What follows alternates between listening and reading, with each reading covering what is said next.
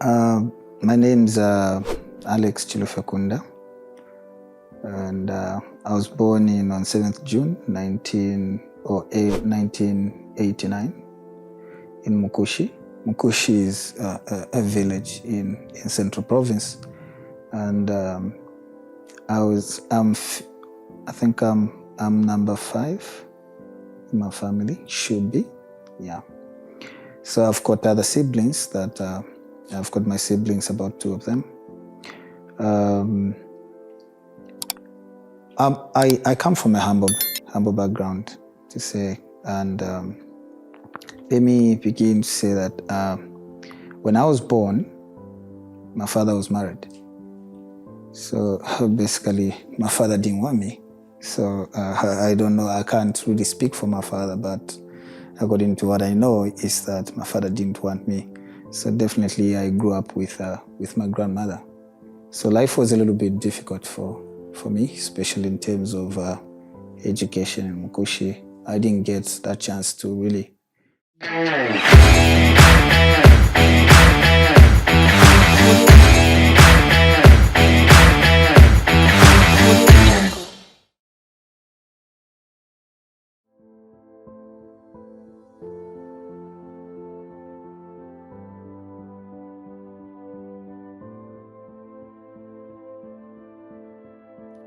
So I used to go, me and my young brother used to go at a community school in Mukushi there. It's just at a church. So would actually walk like 35 kilometers every day in the morning. It's me and my kid brother. So, but we were committed to school. If you've been to Lunsem, if you've been to Fitete Mukushi, we would walk every day to get to town every day and then learn and then go back. So I think, I don't know, I can say it's God. Some woman who owns an orphanage in Kabwe came visiting. So amongst all the kids, I think she picked the 2 of us. So in 1998, we actually came to Kabwe. So I had to start preschool again in 1998, but at the orphanage. So me and my young brother were in that orphanage from 1998.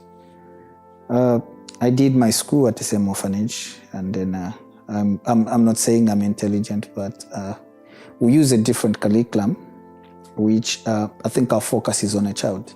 So if they can learn how to read and then we don't delay them, we move them faster. So I was able to move from preschool in 1998. In 2000, I was able to sit for grade 7 in the Zambian syllabus. So for me, I started same time with my own brother, but I was able to move fast.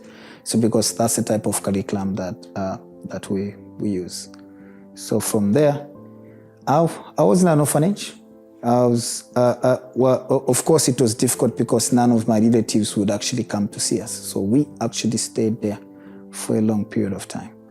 So from there, I also grade 9, and then social affairs sponsored me to Mumbu High School. So I was at Mumbu High School within my high school. So when I finished in 2006, I had to come back to Kabwe. So I started working there as a teacher. I didn't know how I was going to go to college. I don't know, I didn't know who was going to take me to college, but by faith, I had my older brother in Lusaka, so I asked him to help me apply for accounts. Then it was Zika.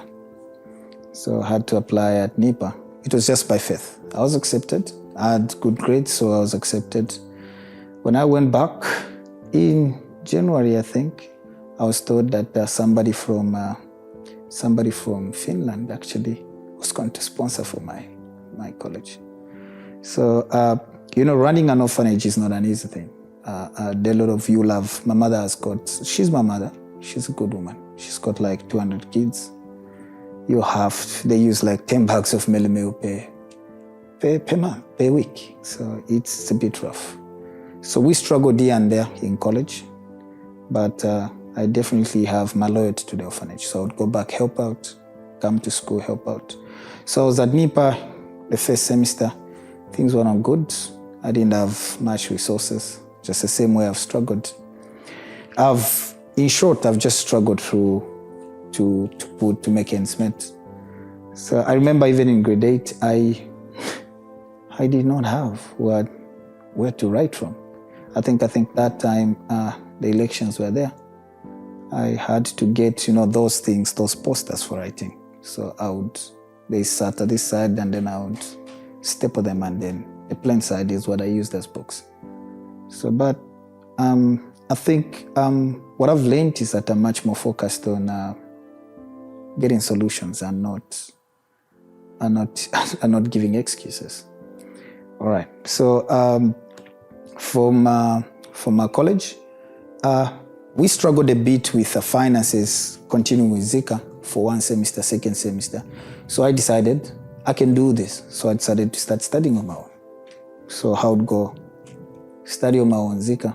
Others who know what Zika is, you can study on your own, go sit for exams. I'd ask my older brother to pay for my exams. So that's basically how.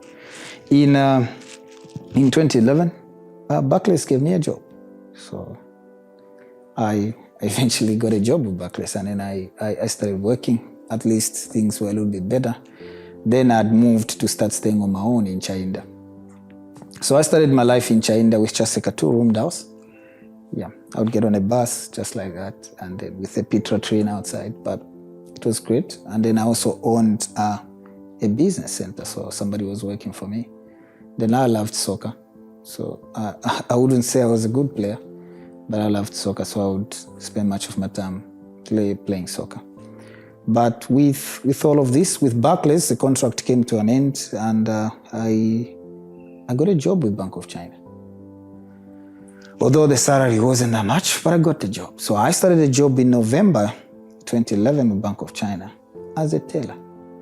But one thing I kept doing is I kept going to school and kept understanding that I used one principle all my life. Every day I would walk in the mirror and look at the person that I find in the mirror. That's the only person that's coming for help. If I don't do it, no one else is actually going to do it. So I would sit, study. I would sit, just keep on studying in as much as everything. So I finished the second level of Zika called licensure. I kept going to school. And then, of course, Bank of China also kept on promoting me. I'm grateful. I learned a lot of things from there. And then I got promoted. With all of this, I think I came to finish Zika in 2017.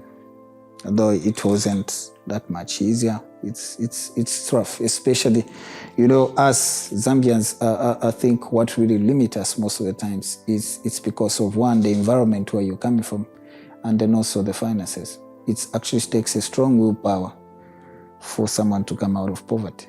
You really need to really sacrifice a lot of things. So that's how I moved in terms of my education. After I finished Zika, I didn't stop. Okay, I enrolled in. I started my masters. Again, with my masters, I just studied on my own. But one thing also maybe that I did is that I got married in 2014. So after I got married, I had to think about, one thing I realized is that if I'm going to survive, I need to also help my wife. So I started teaching my wife GC in the house. So because I didn't have money to take her to school, so I started teaching her GC in the house. She finished. I also started teaching her banking and finance until she would knock off, come and teach her in the house. From then, my college was born.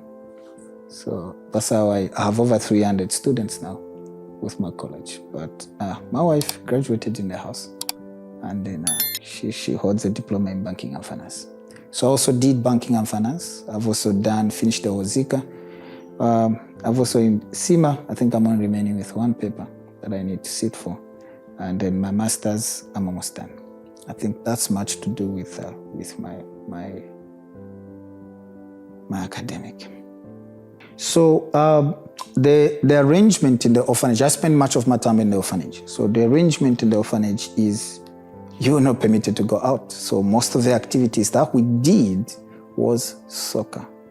So I wanted to play professional soccer. I was that good. I think I was good. I'm smart and then I was good. But I think my mother wouldn't let me play. But if there's one thing you've seen that I've always supported, one of my two activities that I did is that I loved soccer and then I loved to read. So I always read 55 books per year. It has always been my target. So it's something that I've been doing from way back. So reading, it's always a target, should be 55 books per year.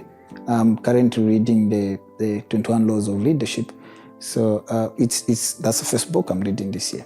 So it's reading books. My mother would buy books. We have a library, people would donate books, and then I would read books. That's mostly those activities that I did.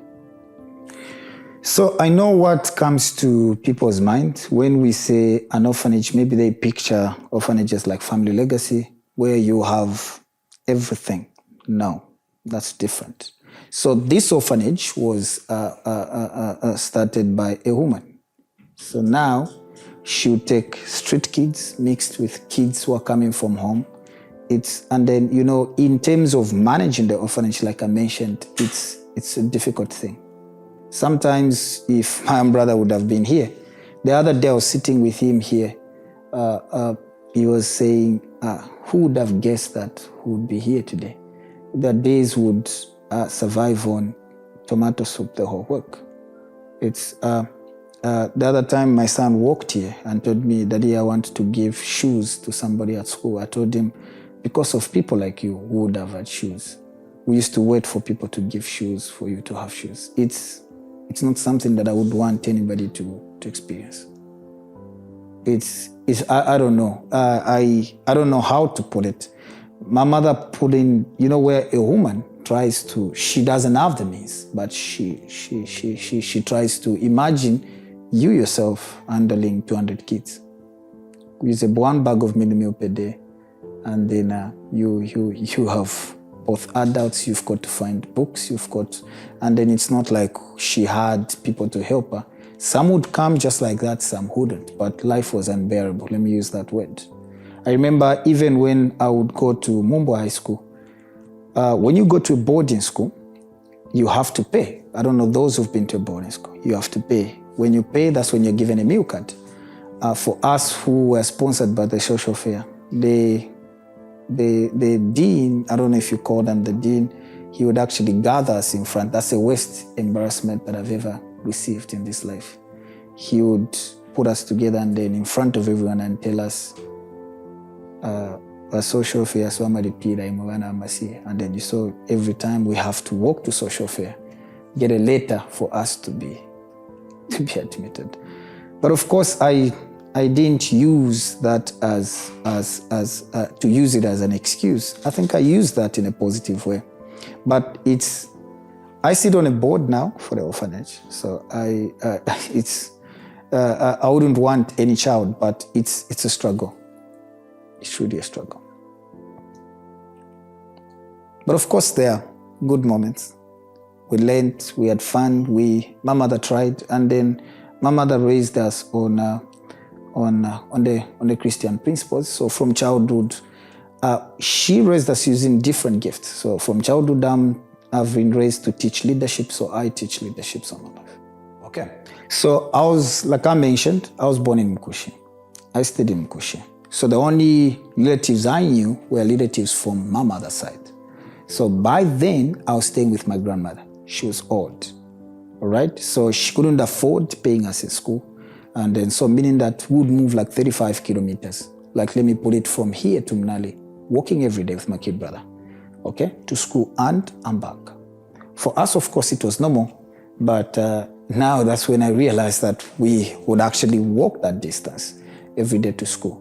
So the school where we went to is on our church. Some woman created a school where vulnerable kids would have access to education. So from there, the owner of the orphanage in Kabwe now actually picked only the two of us, me and my young brother, to actually now be taken to the actual orphanage. So that was an opportunity that we got from there. So for my father's side, everybody told me my father was dead. So there is no one that has been there for my father. I don't use my father's name. My father is Mteteka, so I'm supposed to be Lenje. Kunda is my mother's name. So I don't, in short, my father, it's like my father doesn't exist. His relatives never existed. So the reaction is what was adding fuel to the wounds is that even when me and my young brother were in the orphanage, none of our relatives literally came to visit us.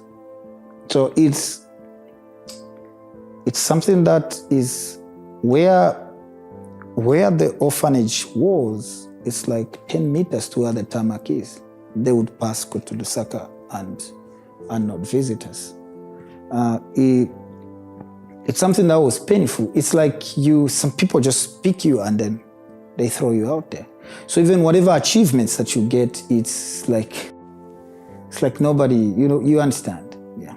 For us, it was even normal. Even when your birthday comes, it's just an ordinary day. Yeah. So it's just you and your young brother.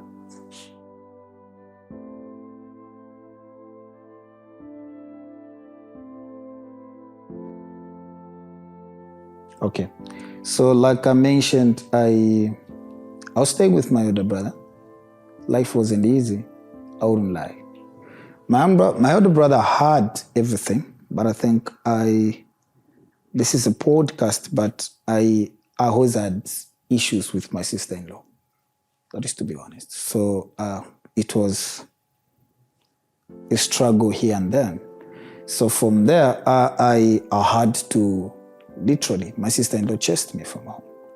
So I had to move from my home and then started now my own life in China. But then I was working for Barclays. So then it was Barclays and not ABSA.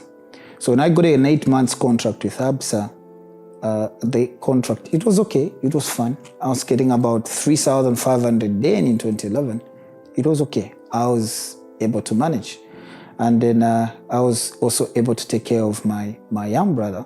But my young brother wasn't staying with me because by then my young brother was in college at Bagrori. Right, so he would come to visit, but it was okay. But if one thing, by then I had not completed the whole accountants program. So I had to continue. You have to knock off from work. You have to continue studying. You have to take yourself to school. So I had to continue going to school. You work, you study on your own, you buy materials. So the challenges, like I mentioned, it's not just me that I've noticed, especially in compounds like Chainda, the challenges that I think that limit a lot of us young people is, one, the environment itself. Because the environment itself does not motivate you to go further. It's like few people inspire you to become what you want to become. If I walked through Chainda, mostly there are few people who I would say, okay, that one is, I can look up to that person, I can look up to that person. But now I think there are a lot of people then. But then I think it was a little bit difficult. Most of the times a lot of people just either are not what you're looking for. So, but I kept doing what I needed. But you also need to fit in. So I had to start playing soccer that I loved. Okay, so I came to finish the second level. I got promoted from work to a treasury officer. So after finishing Zika, I was promoted to treasury officer. Treasury officer, I stayed for 9 years being a treasury officer. I think I stayed for 6 years being a treasury officer. I wasn't promoted anyhow. I wasn't promoted to go anywhere. So I continued learning. So one thing that I've always understood is that you have to be ready for an opportunity because an opportunity will always come. So the bank sponsored me to do ACI. It's a treasury program. I think even the central bank requires that every treasurer has that particular program. So I finished the ACI program. I did banking and finance on top of that. I also went ahead and did risk management and then continued progressing in my career. So from there, in 2020, I think I was moved to internal audit. Okay, so now I switched from being a treasurer to internal audit. So by then, and then after 2 years, apparently, I became head of the department.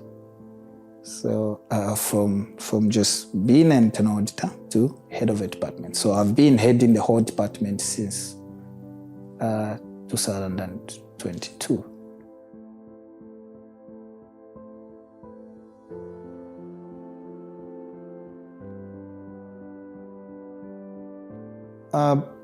This is my word to such people is that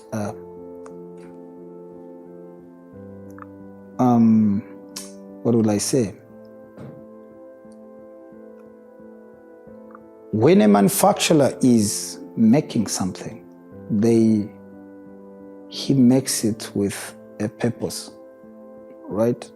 Now, when the issue is, despite all of these things that we go through, everybody has a purpose, but you have to find that purpose yourself.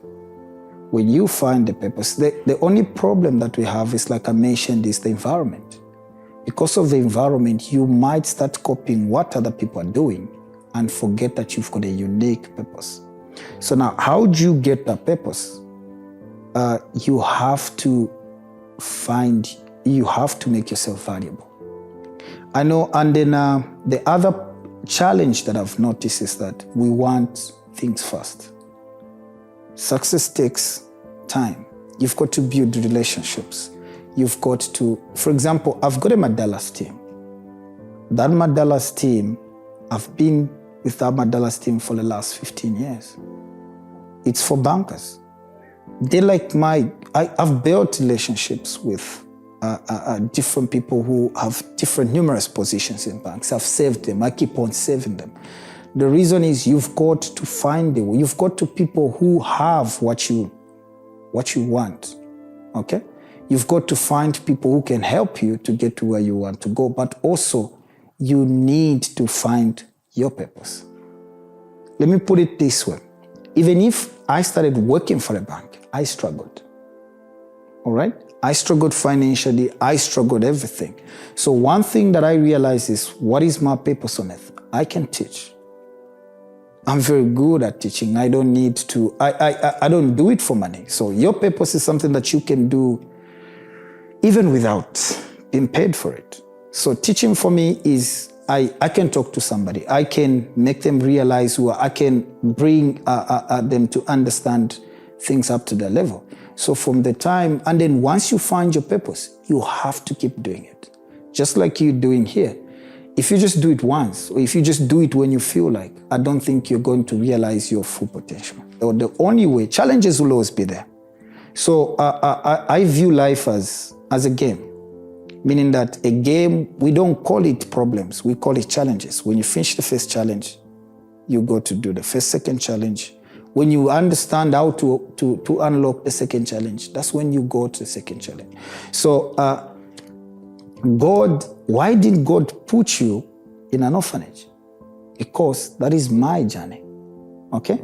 And then my journey, for me to become who I'm supposed to become, I was supposed to go through what I went through, okay? So when you understand that whatever you go through and then whatever situation you're in, I've seen a child, I think I saw it on TV, in China, a child who sells charcoal, and then I was moved. I thought, should I go in and take this person to school? I realized, no, I'm going to mess up.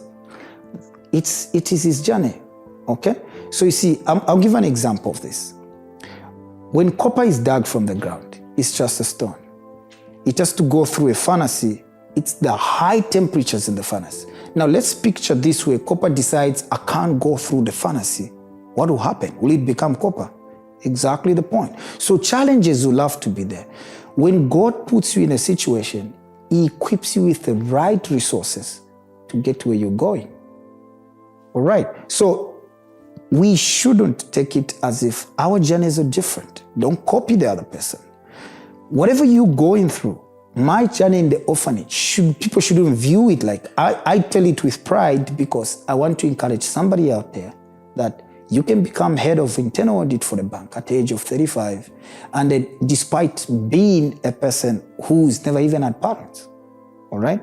But it's not something that I should even make me become big-headed. No.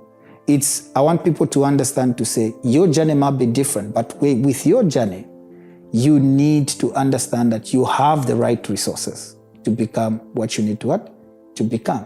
Don't go look elsewhere. Wherever you are, that's where the resources are. Like in grade 8, I didn't have books. Did I go to beg for books on TV? No. God brought somebody who was putting stickers. I asked for those stickers. I used the blank spaces as a way to write. Do I look like somebody who used those for grade 8 to write? No. So there will always, solutions are just around you. Find them. That's what I think.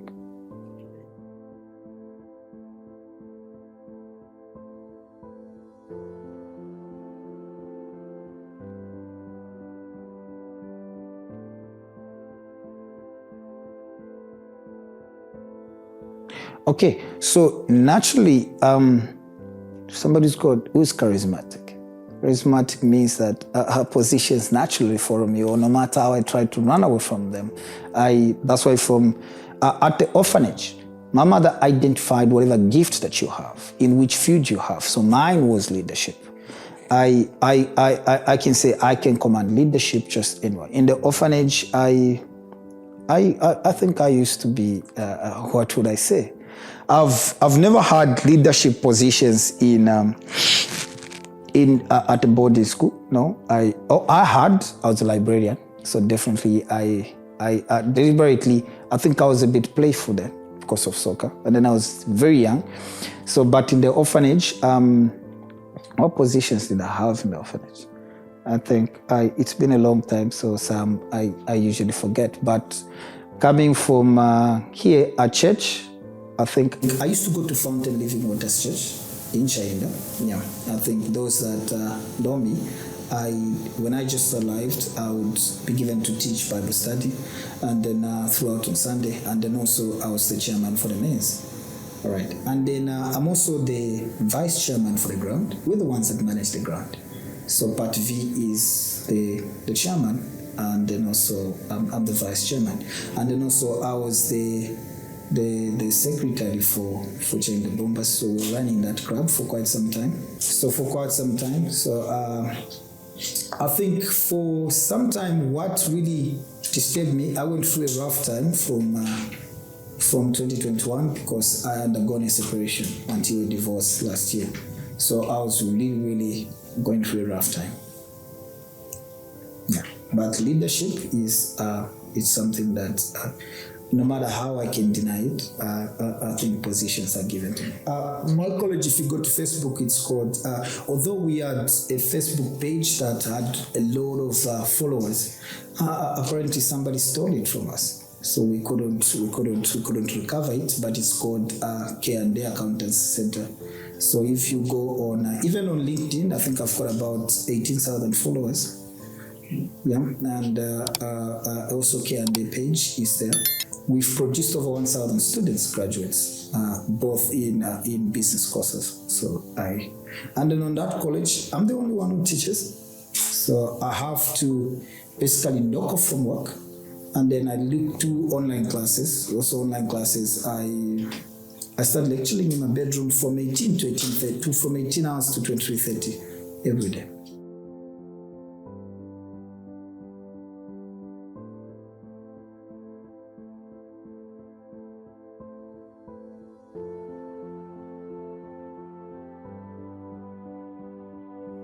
Try to become a person of value, because when you make yourself valuable, people will pay for the value that you bring. When a customer is buying something, they don't buy products because they're buying it. They buy products because it brings a solution, it solves their problems. So if you're going to be what you want to be, you have to bring solutions. But as long as you don't bring solutions, you can give as many excuses that you can. You can say, I can walk to ShopRite and tell them I was in an orphanage. They'll just chase me out. Okay?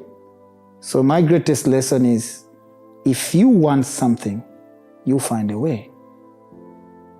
If you don't want something, you give a million excuses. When I was in the orphanage, when I walked to that orphanage, even when I had to sleep on soup for the whole week, I told myself one thing: I'll live a normal life like a normal child. And then this has to end with me. The rest that are coming should not go through what I went through. Just like right now, you see me with my 2 kids. When I went on separation, my daughter was just 2 years old. I take care of them myself.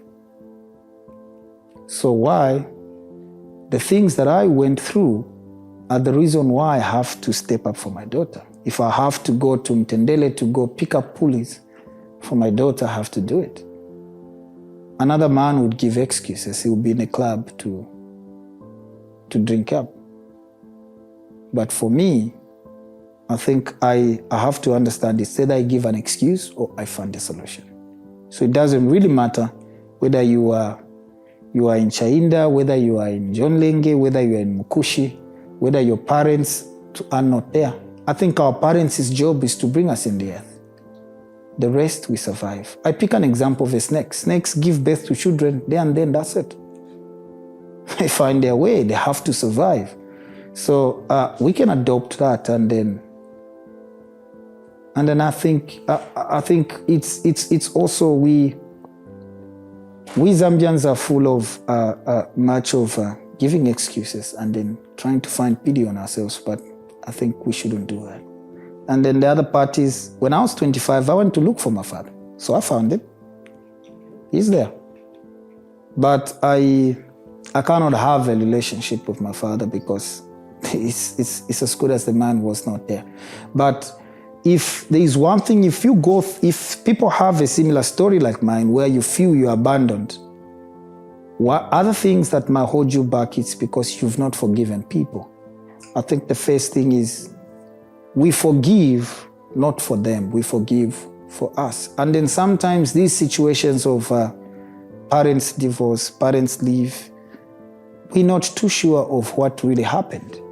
We only understand based on what we were told. Somebody tells us, your father was a bad person, your mother was a bad person. I don't think that way.